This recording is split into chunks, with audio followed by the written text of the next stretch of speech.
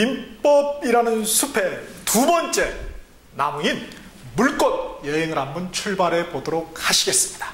자, 우리 이번 물꽃 편에서는 역시 물꽃의 전체적인 지도를 한번 그려볼 것이고요. 두 번째는 그 지도에 표기된 각각의 용어들의 개념, 요걸 한번 우리가 정리를 해보도록 하겠습니다.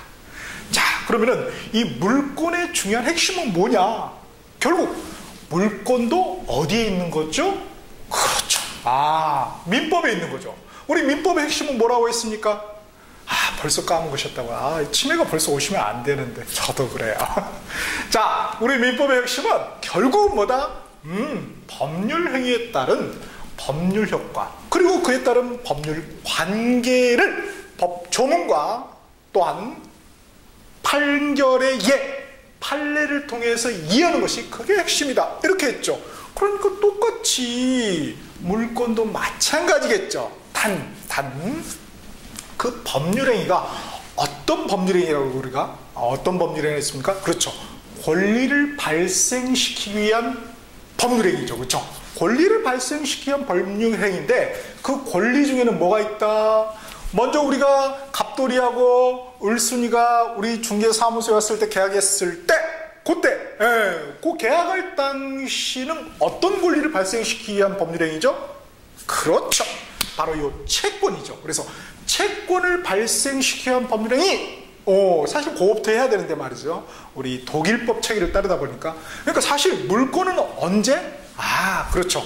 계약하고 나서 보통 한 달 뒤에 잔금 치를 때, 그때 잔금 치를 때 그때 벌어지는 상황, 그때 하는 법률행위가 뭐다?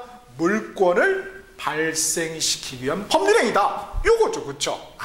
그러니까 잔금 치를 때 그때 이게 어떻게 되는가? 그거를 이제 우리 조문을 통해서 본다는 것이죠. 그렇죠? 별거 아니네요. 그죠? 그러면 역시 이 물권법의 핵심은 뭐다? 물권을 발생시키기 위한 법률행위, 그에 따른 법률 효과와 그에 따른 법률 관계를 이해하는 것이구나. 쉽네요. 그죠? 우리 공자님께서 말씀하셨듯이 일이관지, 하나로서 모든 것을 다 꿰뚫는다는 거죠. 그렇죠? 역시 물권도 마찬가지입니다. 자, 그러면은 이 물권이라는 나무, 이 지도를 한번 그려볼까요? 자, 물권은 보니까 여기도 총칙이 있네요. 여기 총칙인데 이 헷갈리네. 자, 총칙이라는 것은 총괄적인 규칙이라고 그랬죠. 그래서 여기 총칙은 물권에도 통하고 채권에도 통하는 총괄적인 민법 전체의 규칙, 법칙이 되겠죠. 그에 반해서 여기 물권에 있는 총칙은 그렇죠. 물권에만 관통되는 그런 법칙이다 보시면 되겠습니다. 여기도 이제 총칙이 있고, 자, 보면은 물권은 이 기둥을 기준으로 해서 말이죠. 왼쪽하고 오른쪽 딱 구별이 돼 있죠. 이거 많은데 왜 여기다 싹 몰아넣었을까? 이유가 있겠죠. 그렇죠? 여기는 하나인데 그걸 떡 들어놓고, 자, 보면은 왼쪽은 사실상 지배하는 권리, 사실상 물건을 지배하는 권리인 점유권을 기술을 해놨고요. 오른쪽은 사실상이 아니고 그냥 관념상, 관념상, 더 정확히 말하면 법률상, 그죠? 법률상 지배권을 기술해 놓은 거예요. 그러니까 물권이라는 이 나무의 지도는 어떻게 돼 있다? 왼쪽에 사실상 지배권인 점유권, 오른쪽에 법률상 지배권인 소유권하고 그 똘마니들이 기술이 돼 있구나. 자, 소유권도 보니까 말이죠. 우리 소유권은 그 물건을 사용, 수익, 처분할 수 있는 권리다. 이렇게 법에 규정이 되어 있습니다. 그래서 완전은 좀 퍼펙터죠. 그렇죠? 그래서 완전 물권이라고 학자들이 그렇게 말씀을 하시고요. 그 다음에 물건을 사용, 수익, 처분할 수 있는데 그 사용하고 수익, 사용하고 수익의 그 사용과 수익만 하는 것, 즉 용익 물권이라고 그러죠. 그렇죠? 용익, 사용의 용자하고 수익의 익자. 그래서 용익 물권을 이렇게 지상권, 지역권, 전세권 이런 기술을 해놨죠. 그 다음 사용 수익할 수 있고 또 뭐 할 수 있다? 처분할 수 있다. 그 처분하면은 교환 가치가 생기는 거죠. 그렇죠? 그 교환 가치만을 지배하는 권리인 요 담보 물권, 유치권, 질권, 저당권이 있는 것입니다. 그렇죠? 그래서 요 소유권은 완전 물권, 여기는 권리가 사용 수익 처분을 다 완전히 다 할 수 있는 게 아니고 그중에 일부만, 사용 수익만, 그 다음에 처분, 교환만 해서 이 물권을 우리가 뭐라고 부르냐면 제한 물권이다 이렇게 부르죠. 그렇죠? 아, 그렇군. 물권이라는 나무는 어떻게 돼 있다? 전체를 관통하는 총칙, 그리고 점유권, 소유권, 이렇게 두 개로 구별이 돼 있다 이거죠. 그렇죠? 자, 그러면은 본격적으로 우리가 한번 여행을 출발해 보죠. 자, 물권편, 요 총칙편은 말이죠. 굉장히 중요합니다. 우리 시험에 상당히 잘 나옵니다. 이죠? 총칙 별 3개, 빠바방. 너무 중요하죠. 자, 그러면은 이 물권법의 첫 번째 나뭇가지인 총칙이 중요한 걸 보니까 크게 요렇게 하나, 둘, 셋, 넷, 5가지가 있더라. 첫 번째로 보니까 요 물권하고 채권의 차이점이 뭐냐 이거죠. 우리 여기 물권이 있고 채권인데 그 차이점이 뭐냐? 그 용어의 개념부터 한번 보죠. 우리가 물권, 채권 그런데 물권은 뭐예요? 용어의 개념이 이해가 잘 안 된다. 그럼 뭘 하면 된다? 그렇죠. 바로 한자를 곰곰이 되씹어 보면은 맛이 우러납니다. 마치 쌀이 뭔지를 알려면 어떻게 해야 되죠? 쌀을 씹어보면 되죠. 그죠? 곰곰이 씹어보면 그 맛이 우러나잖아요. 마찬가지로 이것도 마찬가지입니다. 그러니까 사실 법 과목이 쉬운 거죠. 자, 보니까 물자를 이렇게 쓰죠. 물건물이죠. 그렇죠? 권자는 약자로 이렇게 쓰죠. 권리권. 물건에 대한 권리, 지배권을 갖다 뭐라고 그런다? 물권이라고 그런다. 그래서 요 물권은 이 사람이, 물건을 누가 지배해요? 사람이 지배하죠. 그래서 사람하고 물건의 관계죠. 그렇죠? 그에 반해서 요 채권은 뭐냐면요. 이 채를 봅시다. 요게 빚채자죠. 빚받을 권리 또는 그렇죠. 빚받을 권리죠. 빚은 우리가 물건한테 지나가는 개한테 야! 빚내라! 이렇게 할 수 있나요? 없죠. 그러니까 당연히 뭐예요? 이 채권이라는 것은 그렇죠. 사람한테 할 수 있는 거죠. 그렇죠? 그래서 이 권리는 사람과 사람에 관련된 권리다. 이렇게 표현한 겁니다. 그렇죠? 그래서 이 물권하고 채권의 기본적인 개념을 이해하는 데 있어 스타트가 됩니다. 이거 굉장히 중요한 개념이 되는데요. 자, 우리가 처음에 하는 게 뭐다? 채권행위다 이거죠. 계약할 때, 계약금 걸 때. 자, 이 채권행위라는 법률행위에 따라서 법률 효과, 권리가 변동된다고 그랬죠? 권리의 발생, 변경, 소멸. 그래서 채권이 발생되겠죠. 그렇죠? 그러면 그 관계는 뭐예요? 상대적이다. 갑돌이가 1억에 사세요. 을순이가 1억에 사겠습니다. 이렇게 의사표시 합치가 이루어지면, 청약과 승낙의 합치가 이루어지면 뭐예요? 계약이 발생이 되죠. 그래서 어떻게 됩니까? 계약이 성립이 돼서 채권이라는 권리가 발생이 돼요. 그래서 갑돌이가 을순이한테 뭐 할 수 있어요? 매매 대금 지급 청구권이라는 채권이 발생돼요. 을순이는 소유권 이전 등기 청구권이라는 채권이 발생이 되죠. 그러한 권리는 갑돌이가 누구한테만 행사할 수 있죠? 그렇죠. 을순이한테만 상대적으로. 상대방 딱 정해져 있는 거죠. 그 다음에 을순이는 소유권 이전 등기 청구권 누구한테만 행사할 수 있죠? 그렇죠. 갑돌이한테만 행사할 수 있죠. 그래서 사람과 사람의 그런 관련된 권리인 겁니다. 그래서 그 권리는 뭐다? 여기 포인트는 채권은 그래서 법률 관계에서 뭐다? 상대적이구나. 그렇죠? 그래서 다른 특정인에 대해서만 행사할 수 있는 권리구나. 이렇게 알 수 있을 것이고요. 그에 반해서 여기 물권은 어떻게 됩니까? 이제 나중에 이제 잔금 치르고 나서 어떻게 하죠? 법무사 통해서 갑돌이 앞에서 을순이 앞으로 소유권 이전 등기가 이루어지죠. 그러면 비로소 어떻게 돼요? 비로소 을순이에게 소유권이라는 그 아파트에 대한 소유권, 아파트에 대한 물건에 대한 권리인 소유권이 발생이 되죠. 그렇죠? 그러면은 그 권리는, 그 소유권 누구한테 주장할 수 있어요? 여러분한테 주장할 수 있습니까? 즉 무슨 말이에요? 을순이가 이 아파트 제 거예요 이렇게 말할 수 있나요? 그렇죠. 당연하죠. 미국에 있는 오바마한테도 뭐예요? 이 아파트 내 거야. 그럼 뭐예요? 오바마가? 못 알아듣죠. 한국말이니까. 그쵸? 뭐 this is ours. 그죠? 영어가 잘 안 되네. 포기하겠습니다. 여하튼 그렇죠. 그렇게 말하면은 뭐예요? 그렇게 말할 수가 있다 없다? 그렇죠. 있죠. 그러니까 뭐예요? 세상에 어느 누구한테도 주장할 수 있죠. 대신 뭐예요? 웃기고 있네. 이렇게 얘기했지만은 그 핀잔은 받을지언정 그 주장할 수 있다 없다? 있다. 그러니까 그 권리가 어떻게 됩니까? 법률 관계가 절대적인 관계죠. 누구한테나 주장할 수 있다는 것입니다. 그렇죠?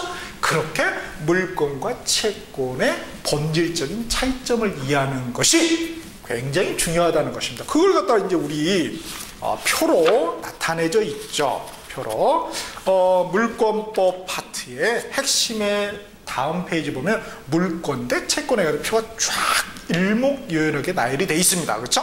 자, 그거를 제가 간략하게 설명을 드렸습니다. 자, 그러면 이제 물권법 총칙 파트를 본격적으로 들어가 보면은 우리 185절에 물권의 종류 이렇게 나와 있죠. 그래서 필기체로 뭐라고 되어 있나요? 밑에 조문에 보면은 물권 법정주의다 이렇게 되어 있죠. 그렇죠? 자, 그래서 이 두 번째 테마는 물권 법정주의입니다. 물권은 그 종류하고 뿐만 아니라 내용까지 어떻게 한다? 법으로 정해야 된다는 거예요. 법으로 정한다. 왜 그럴까? 왜 법으로 정해야 되죠? 왜? 그렇죠. 절대적이니까. 절대적이라는 것은 누구에게나 다 어떻게 주장할 수 있다는 거죠. 따라서 어떻게 돼요? 누구나 다 볼 수 있게 어떻게 된다? 알 수 있게 법에다가 기술을 해놔야 되겠죠. 그러니까 물권 법정주의다. 즉 이거는 뭐예요? 당사자 간의 마음대로 그렇죠? 계약에 의해서 정할 수가 있다 없다? 없다는 것입니다. 그걸 이제 185조의 기술이 돼 있죠. 그래서 물권의 종류. 자, 한번 직접 먼저 한번 읽어보실까요? 좀 읽어주세요. 오케이, 좋습니다. 그래서 물권은 법률 또는 관습, 법에 의하는 외에는 임의로 창설하지 못한다. 여기서 물권이라는 것은 물권의 종류뿐만 아니라 이런 종류뿐만 아니라 그에 따른 세부적인 내용까지도 말하는 것입니다. 그렇죠? 그래서 외에는 임의로 창설하지 못한다. 왜? Why? 물권은 무슨 권이기 때문에? 절대권이기 때문에, 절대적이기 때문에 그렇다는 거예요. 그렇죠? 자, 그럼 이 소중한 물권을 제대로 행사해야 되겠죠. 근데 꼭 제대로 행사하려고 하다 보면 어떻게 돼요? 무슨 문제가 발생됩니까? 무슨 여러 가지 문제가 발생되죠. 그래서 물권을 갖다가 실효적으로 지배하기가 좀, 그죠? 방해를 받는 경우가 있어요. 그런데 내가 이 물건을 가지고 있었는데 어떻게 됩니까? 누가 뺏어갈 수도 있겠죠. 그렇죠? 내가 이 펜으로 뭐 예컨대 글을 쓰고 있는데 방해를 할 수도 있고 또 누가 방해할 조짐이 보이는 경우도 있겠죠. 그렇죠? 자, 그런 경우는 물권을 제대로 행사할 수가 없습니다. 그러니까 어떻게 된다? 그러한 것을 다 없앨 수 있는 뭔가가 물권에 부속된 권리가 있을 필요가 있겠죠. 그게 뭐다? 바로 두 번째인 바로 그죠? 세 번째죠. 세 번째 물권적 청구권입니다. 그러면 물권적 청구권이 구체적으로 무엇이냐? 우리 총칙편에 이제 두 번째 페이지 보면은 딱 정리가 되어 있죠. 별표가 무려 2개나 되어 있죠. 그만큼 중요하다는 것입니다. 그래서 물권적 청구권, 같은 말로 물상 청구권, 무식한 말로는 뭐 real action 이렇게 되어 있는데요. 자, 한번 의의 한번 볼까요? 자, 보니까 물권을 제대로 행사하기 위한 목적물 반환. 누가 뺏어가면 뭐예요? 내 물건 반환해다오, 돌려다. 아이고, 그렇죠? 전설의 고향에 보면은 여러분 옛날 전설의 고향 기억하시면 연식이 오래되셨나요? 저랑 똑같습니다. 반갑습니다. 자, 전설의 고향에 보면 내 다리 돌려도 내 다리 물건인가요? 귀신한테는? 하여튼 돌려도 반환. 거기 소유권이 귀신한테 있으니까 말이죠. 그렇죠? 그래서 그게 뭐다? 그런 물권적 청구권을 벌이는 목적물 반환 청구권이다. 그렇게 돼 있죠. 그 다음 목적물 방해 제거 청구권인데 펜으로 글 쓰는데 누가 방해하면 방해하지 마세요. 비키세요. 이렇게 할 수 있는 권리. 그게 뭐예요? 그게 목적물 방해 제거 청구권이죠. 그래야 내가 제대로 물권을 행사할 수가 있겠죠? 즉, 이 펜에 대한 그죠? 사용 수익 처분권, 사용 수익을 제대로 할 수 있잖아요. 그 다음에 목적물 방해 예방 청구권이 있죠. 그쵸? 누가 예컨대 담이고 쓰러질 것 같아. 아직 쓰러지는 않았어요. 그럼 우리 집 장독대가 무너질 수가 있죠. 그쵸? 그러니까 방해될 수가 있죠. 그러니까 뭐예요? 미리 예방해달라 이렇게 청구할 수가 있겠죠. 그게 뭐다? 목적물 방해 예방 청구권이 되는 것입니다. 자, 이렇게 물권적 청구권이 있고요. 그 다음 이 총칙 파트에서 가장 중요한 개념이 바로 요 네 번째 등기라는 것입니다. 등기가 뭐지? 등기 우편 이런 건 들어봤지만 뭐 속달인가? 이렇게 그게 아니라는 거예요. 그래서 사실 법정 용어는 다 러시아어 제2 외국어입니다. 사실 영어도 아니고 그러니까 거기에서 정한 대로 우리가 개념을 이해할 필요가 있겠다. 그래서 이 등이라는 게 뭐죠? 오를 등이죠. 그렇죠? 올라간다. 어디에 올라가겠습니까? 그렇죠. 공적인 장부인 등기부에 올라가겠죠. 그렇죠? 거기에 쓸 기자, 쓰여지는 건 쓰여지는 거죠. 을쓰니까 이렇게 서 있거든요. 이렇게 쓰여지는 거. 그걸 갖다 우리가 등기라고 하는 것입니다. 그래서 이게 굉장히 중요한 개념입니다. 그래서 우리 186조 한번 볼까요? 부동산 물권 변동의 효력. 그래서 부동산에 관한 법률 행위로 인한 뭐로 인한? 법률 행위로 인한 물권의 득실 변경, 득실, 취득, 그죠? 실, 잃어버린 거, 상실, 그죠? 그 다음에 변경은, 그죠? 이게 결국 뭐예요? 법률 효과죠. 그죠? 득실 변경, 권리 변동, 같은 말이에요. 같은 말을 이렇게 다른 표현으로, 무식한 말로 바꿔쓰기, 패러프레이징 하고 있는 거죠. 그죠? 그래서 득실 변경은 뭐를 하여야 효력이 있다? 그죠? 등기를 하여야 그 효력이 생긴다. 아하. 그러니까, 보통은 우리가 법률 행위만 하면은 법률 효과, 권리 변동이 발생이 되는데 부동산에 관한 물권은 뭐도 해야 된다? 발생되려면은 그쵸. 등기를 요하는 것입니다. 왜? 막강한 물권이니까 그거를 공개적으로 공시할 줄 필요가 있는 것이죠. 그쵸? 자, 그래서 등기라는 게 이게 추가되는 거구나. 이게 이제 물권에만 있는 거죠. 그래서 물권에만 적용되는 총칙이 되는 거죠. 그 다음 187조 보면은 또 예외도 있습니다. 예외. 우리가 원칙만 있는 게 아니라 뭐도 있다? 예외도 있다. 그래서 등기를 하지 않아도 되는 경우도 있단 말이겠죠. 그렇죠? 그래서 187조 보시겠습니다. 등기를 요하지 아니하는 부동산 물권 취득, 상속, 공용징수, 판결, 경매, 기타 뭐라고 그랬죠? 법률의 규정. 그쵸? 법률의 규정. 우리가 법률효과, 권리 변동을 가져오는 요인이 꼭 법률 행위만 있는 게 아니라 그 쌍벽을 이루는 게 뭐다? 법률의 규정. 법률 행위는 의사표시가 있지만은 법률 규정은 뭐예요? 의사표시가 없는 뭐예요? 법률 요건이죠. 그래서 우리가 이걸 법률 요건이라고 해요. 의사표시는 뭐예요? 법률 사실. 그죠? 법률 요건 중에 이렇게 두 가지가 있다는 거죠. 그죠? 그래서 이렇게 법률 요건인데 거기 법률 규정, 법률 행위가 아니고 뭐예요? 법률 규정. 잘 보세요. 186조는 뭐예요? 부동산에 관한 법률 행위로. 187조는 뭐예요? 기타 법률의 규정. 그러니까 앞에 상속, 공용지수, 판결, 경매도 다 뭐예요?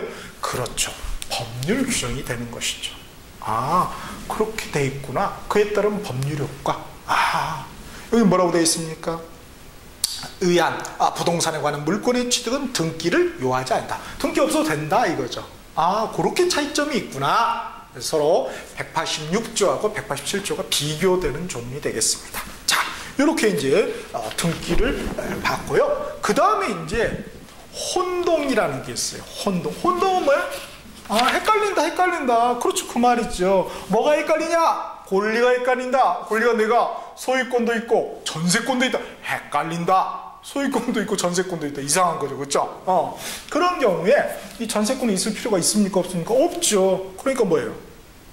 그러니까 나는 안 없어. 그렇죠. 법률의 규정에 의해서 그 소유권이 뭐예요? 소멸된다. 권리의 변동, 발생 변경, 소멸. 뭐에 의해서? 법률의 규정! 몇 조? 191조. 그 혼동이죠. 그렇죠? 그게 원칙인데 물론 또 예외가 있긴 하지만은 원칙적으로는 소멸된다. 의사표시가 없는 그런 법률의 규정에 의해서도 그러니까 그렇게 법률효과, 권리 변동이 발생될 수가 있겠구나를 느끼는 게 중요하다고요. 자, 이렇게 해서 한번 우리가 총칙을 간략하게 살펴봤는데요. 똑같죠. 모든 점이 다 무슨 얘기하고 있습니까? 그렇죠. 법률 행위에 따른 법률 효과 그리고 법률 관계를 얘기하고 있는 것입니다. 자, 이렇게 해서 물권 총칙을 마무리 짓도록